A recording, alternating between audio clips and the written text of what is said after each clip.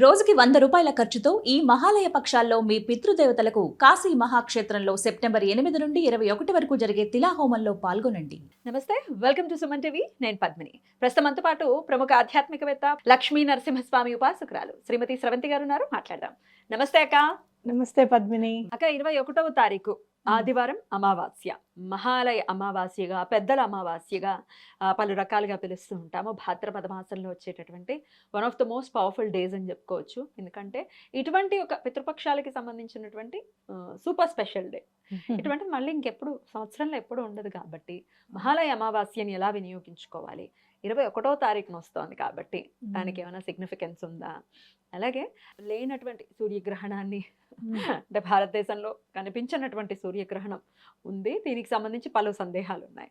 వీటన్నిటి గురించి ఒక్కసారి మీ ద్వారా. సూర్యగ్రహణం గురించి చెప్పుకోవాలి అని అంటే, ఎక్కడైతే భారతదేశంలో లేదు అన్నప్పుడు దాని గురించి మనం భయపడాల్సిన అవసరం ఏమీ లేదు అనేది ఖచ్చితంగా నమ్మాలి మనం. అది ఒకటే సెంటెన్స్ లో కంప్లీట్ చేసుకోవచ్చు. సూర్యగ్రహణం లేదు, వదిలేయండి, అసలు అది లేదు, టెన్షన్ పడకండి. ఓకేనా? నెక్స్ట్ ఏం చేయాలి మరి ఇప్పుడు మహాలయ అమావాస్యకి అంటే, అమ్మవారిని పూజిస్తే చాలా మంచి జరుగుతుంది అని చెప్పొచ్చు. ప్రత్యేకంగా గ్రామ దేవతల్ని కనుక ఈ రోజున పూజిస్తే చాలా మంచి జరుగుతుంది అని చెప్పుకోవచ్చు అనమాట. నెగటివిటీస్ అన్నీ కూడా క్లియర్ అయిపోతాయి. ఏమైనా ఇంట్లో ఒంట్లో కనుక బాగాలేదు అని అంటే కనుక, అంటే చాలా రోజుల నుంచి బాగాలేదని అనుకుంటే కనుక వాళ్ళు కూడా తప్పకుండా దండం పెట్టుకుంటే వాళ్ళకున్న హెల్త్ ప్రాబ్లమ్స్ అన్నీ కూడా తొలగిపోతాయని ఖచ్చితంగా చెప్పుకోవచ్చు. మహాలయ అమావాస్య అనగానే మనకు గుర్తుకొచ్చేది పితృపక్షాలు. మరి వాళ్ళ అనుగ్రహం లభించాలి అని అంటే కనుక ఫుడ్ని డొనేట్ చేయడం అనేది చాలా ఇంపార్టెంట్. ఇంకోటి ఏంటి అని అంటే, ఎక్కడైనా కూడా ఏమండి మా వాళ్ళు ఎప్పుడు పోయారో తిథులు అవన్నీ కూడా తెలియవండి, మనం ఏం చేయాలో తెలీదు.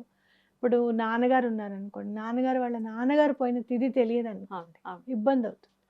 ఎలా చేయాలి అని అంటే కనుక ఆయన పేరు చెప్పి అమావాస్య నాడు పెడితే మిగిలిన వాళ్ళందరికీ కూడా అందుతుంది అని ఖచ్చితంగా చెప్పుకోవచ్చు అనమాట. అంటే అమావాస్య తిథి నాడు ఎవరికైనా పెట్టచ్చు అనేది గుర్తుపెట్టుకోవాలి.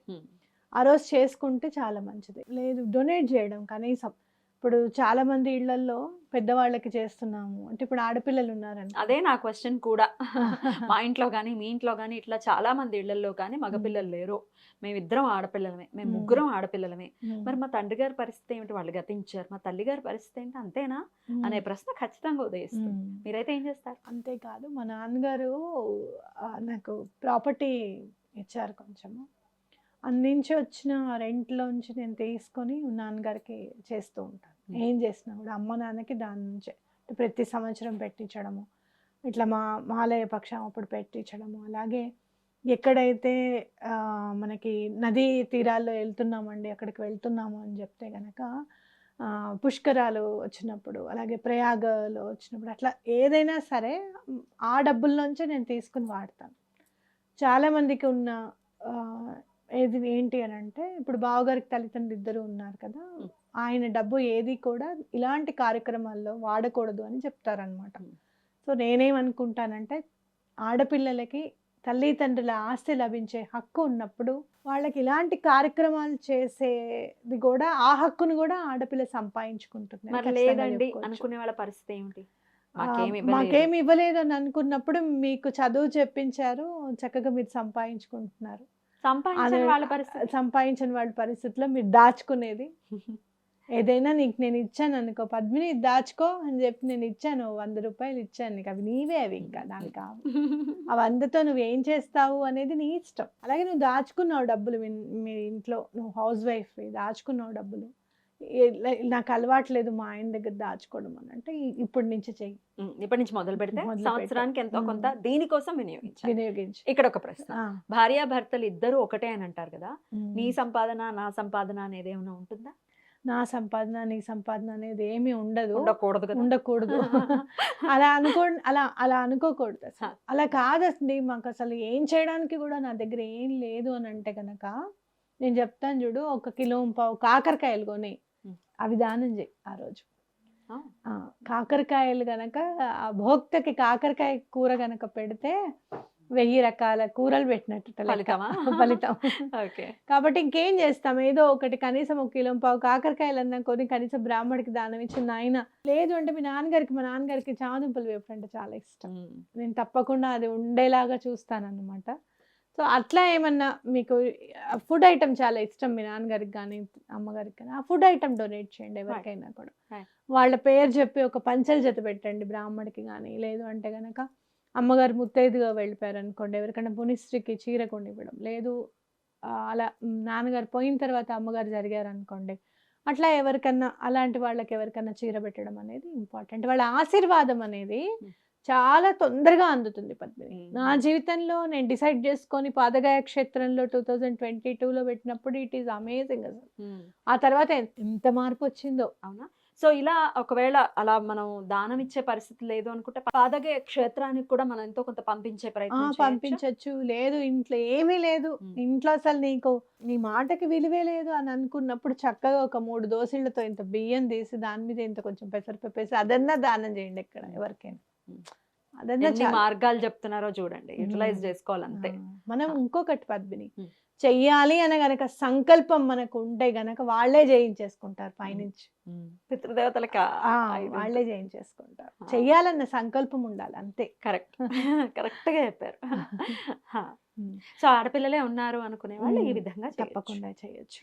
కొంతమంది మనం ఈ వెస్ట్రన్ పోకళ్ళు బాగా అలవర్చుకున్న వాళ్ళు ఏం చేస్తున్నారంటే, ఇంటికి ఆడపిల్లలు తెచ్చుకోవటం అంటే అందుకే అంటారు అటుతరాలని ఇటుతరాలని చూసి తెచ్చుకోండి.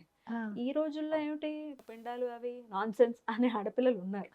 కోడళ్ళు పెద్ద పెద్ద పెద్ద కోడలుగా ఒక అధికారం వచ్చిందంటే అది అదృష్టం. అవును కదా, దీపం పెట్టినటువంటి కోడళ్ళు నిజంగా అది దౌర్భాగ్యమే.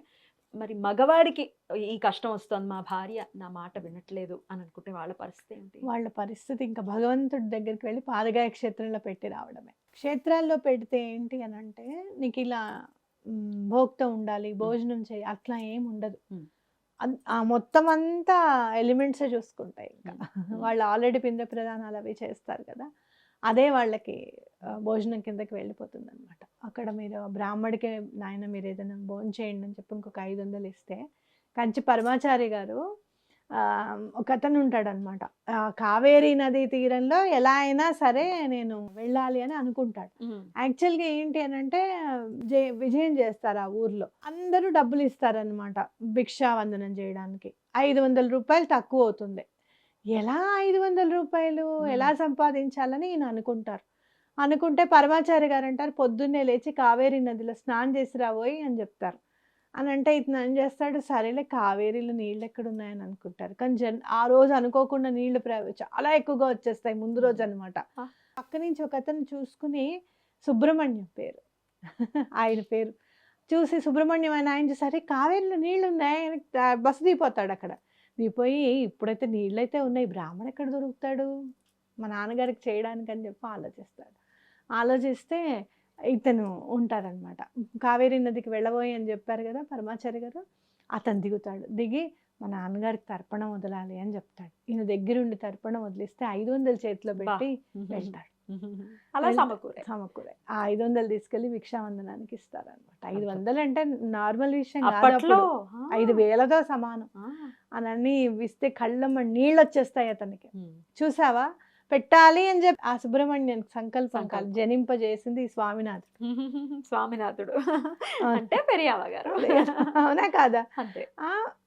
అసలు ఈయనకి ఇవ్వాలి భిక్షావందనం అని చెప్తే ఆ సమకూర్చింది ఈయన. నువ్వు చెయ్యాలి అనే సంకల్పం ఉంటే ఆటోమేటిక్ గా భగవంతుడే చేయించేస్తాడు. అది డబ్బులైనా అవ్వచ్చు, పరిస్థితినైనా అన్ని ఆయన చక్కబెట్టేస్తారు, ఏదైనా చక్కబెడతారు. కాబట్టి తప్పకుండా చేయండి. ఆడవాళ్ళు వద్దు అన్నారని మాత్రం మగవాళ్ళు ఎటువంటి పరిస్థితుల్లోనూ మానద్దు.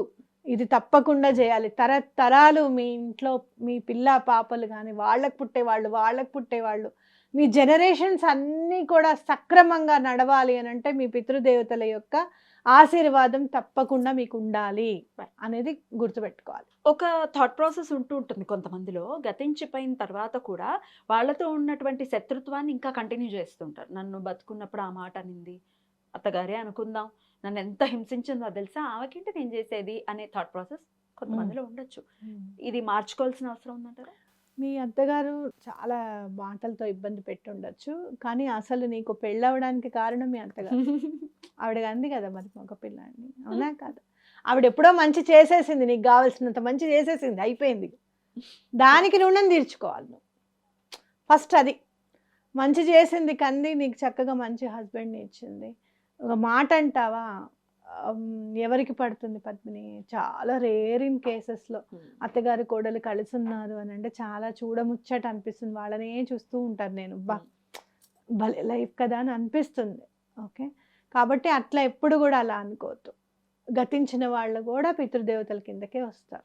మనం సశరీరంగా ఉన్నప్పుడు వాళ్ళు చేసిన కర్మలు ఏవి కూడా మనం ఇది చెయ్యట్లేదు కదా అన్న దానికి అడ్డుపడవు. నీ డ్యూటీ నువ్వు చేయి. వాళ్ళు చేసిన దానికి వాళ్ళు అక్కడ ఆన్సర్ చెప్పాలి. ఎవరైనా చేతులు కట్టుకుని ఆన్సర్ చెప్పాల్సిందే. వాళ్ళు ఆల్రెడీ చెప్తున్నారు అక్కడ ఆన్సర్. నువ్వెందుకు చేతులు కట్టుకొని చెప్పాల్సిన ఆన్సర్ ఎందుకు? నువ్వే కాదు, నీ పిల్లలు, వాళ్ళ పిల్లలు, నీ జనరేషన్స్ అన్నిటికీ నువ్వు ఆన్సర్ చెప్పే పరిస్థితిని తీసుకొస్తున్నావు. సో బ్రతికున్నప్పుడు ఎప్పటికైనా అర్థం చేసుకోలేదండి, వెళ్ళిపోయారు, ఇప్పుడైనా ఆశీర్వదించండి అని చేతులెత్తి దండం పెట్టడమే.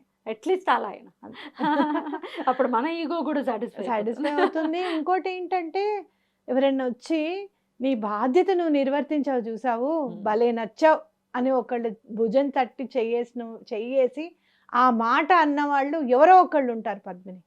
అప్పుడు ఆ కిక్ మామూలుగా ఉండదు అసలు. మన ధర్మాన్ని మనం నిర్వర్తించటమే.